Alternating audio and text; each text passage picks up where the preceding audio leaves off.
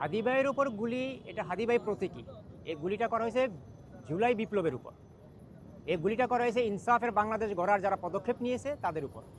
এই গুলিটা করা হয়েছে যারা দুর্নীতিমুক্ত বাংলাদেশ গড়বে তরুণ প্রজন্মের উপর। এই গুলিটা তারাই করেছে যারা এই দেশটাকে দুর্বৃত্তে পরিণত করেছে, গুম খুন ত্রাসের রাজত্বে পরিণত করেছে, এই দেশটাকে একটা অবাস্তব দুর্নীতিপরায়ণ দেশে যারা পরিণত করেছে তাদেরই একটা চক্রান্ত হাদিকে গুলি। কারণ হাদি একটা স্পষ্টভাষী লোক ছিল, উনি সত্যের পক্ষে, ইনসাফের বাংলাদেশ গড়ার জন্য, দুর্নীতিমুক্ত বাংলাদেশ গড়ার জন্য এবং সুন্দর সোনালী একটা তরুণ প্রজন্মকে নিয়ে একটা আগামীর বাংলাদেশ গড়ার জন্য উনি মাঠে নেমেছিলেন। তাই ওনাকে গুলি করা মানে এই সোনার বাংলাকে স্তব্ধ করে দেওয়া, ইনসাফের বাংলাদেশকে এগিয়ে নিয়ে যাওয়াকে স্তব্ধ করে দেওয়া এবং তরুণ প্রজন্মকে স্তব্ধ করে দেওয়া। এটা ফেসিবাদদের একটা চক্রান্ত, একটা পায়তারা। এটা অত্যন্ত একটা জঘন্য কাজ। এটা জাতির জন্য আমাদের একটা লজ্জার বিষয় এবং একটা আতঙ্কের বিষয়। জুলাই বিপ্লব কেন আমরা করেছি? নিশ্চিন্তে, নির্বিঘ্নে, শান্তিতে, নিরাপদে এদেশে বাস করব, এদেশে থাকব, কোনো দুর্নীতি হবে না, কোনো অন্যায় অত্যাচার হবে না, কোনো জুলুম হবে না। এই লক্ষ্যেই তো জুলাই বিপ্লব সংগঠিত হয়েছে। কিন্তু আজ ১.৫ বছরের মাথায় সেই বিপ্লবের প্রথম বিপ্লবীর গায়ে গুলি। এটা একটা বার্তা, এটা একটা অশনি সংকেত আমি বলবো জাতির জন্য, রাষ্ট্রের জন্য। রাষ্ট্র ব্যর্থ হয়েছে বিপ্লবীদেরকে নিরাপত্তা দিতে, রাষ্ট্র ব্যর্থ হয়েছে দেশের স্বাধীনতা, সার্বভৌমত্ব এবং দেশের নিরাপত্তা নিশ্চিত করতে। তাই আমি রাষ্ট্রকে বলবো এই দায়ভার আপনাদেরই নিতে হবে এবং অনতি বিলম্বে এই খুনিদের গ্রেফতার করে আইনের আওতায় এনে দৃষ্টান্তমূলক শাস্তি তাদেরকে দিতে হবে। এখানে দুজন প্রধান ব্যক্তি, সেনাপ্রধান এবং স্বরাষ্ট্র উপদেষ্টা, দুইজনই গুরুত্বপূর্ণ ব্যক্তি। দেশের সার্বভৌমত্বের, আইনশৃঙ্খলা নিয়ন্ত্রণের দুইজনই প্রধান ব্যক্তি।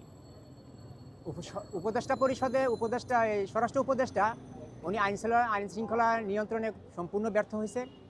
কালকে যে ঘটনাটা, এটা হঠাৎ করে হয়নি, এটা পূর্ব পরিকল্পিত। ওনারা জানতেন বিপ্লবীদের ওনারা এখনও নিরাপত্তা নিশ্চিত করতে পারেন নাই।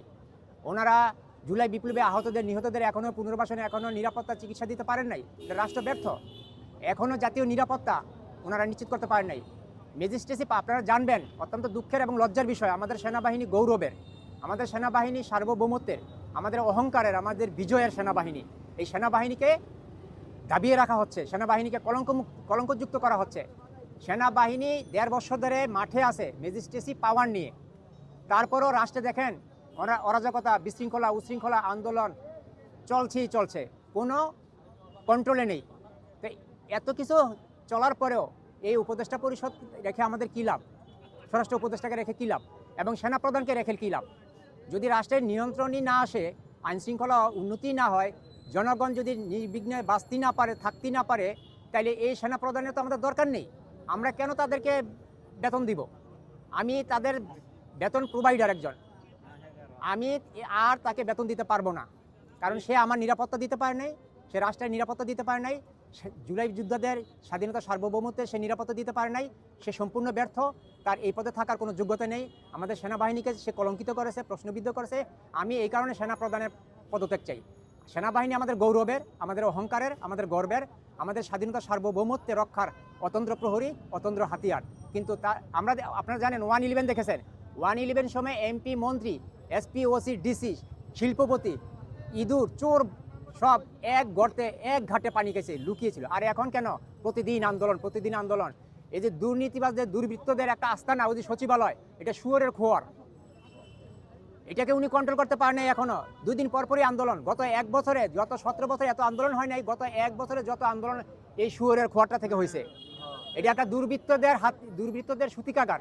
এই সচিবালয় একটা দুর্বৃত্তদের সূতিকাগার, এটা দুর্বৃত্তদের আশ্রয়ণ প্রকল্প, এটা দুর্বৃত্তদের অভয়ারণ্য।